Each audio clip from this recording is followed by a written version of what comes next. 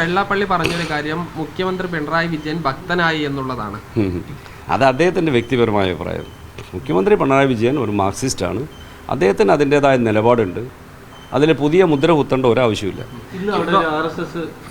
ഒരു നേതൃത്വത്തിലൊരു അയ്യപ്പ സംഗമം നടന്നുകൊണ്ടിരിക്കുകയാണ്. അല്ല, RSS ബദലായി സംഘടിപ്പിക്കുന്നത് ഇതെല്ലാം ഓരോരുത്തരുടെ രാഷ്ട്രീയ താല്പര്യം. അതിനൊന്നും ഞങ്ങൾ ഒന്നും ഇടപെടാൻ പോകുന്നില്ല.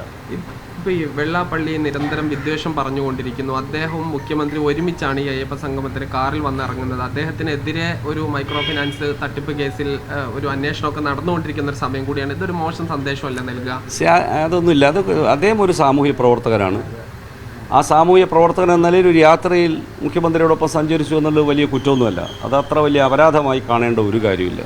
എത്ര നമ്മുടെ രാഷ്ട്രീയ നേതാക്കന്മാരും സാമുദായിക നേതാക്കന്മാരുമായ ആളുകൾ പരസ്പരം കൂടിച്ചേരാറുണ്ട്. പൊതുചടങ്ങുകളിൽ, വിവാഹ സൽക്കാരത്തിൽ, അതല്ലെങ്കിൽ മറ്റ് പൊതുപരിപാടികളിൽ യാത്ര ചെയ്യുമ്പോൾ ഒരുമിച്ചായിപ്പോയി എന്ന സംഭവം. അതുകൊണ്ട് എന്ത് കാര്യം? അങ്ങനെ പലപ്പോഴും പലർക്കും ഒരുമിച്ച് യാത്ര ചെയ്യേണ്ട സന്ദർഭം ഉണ്ടായിട്ടുണ്ട്.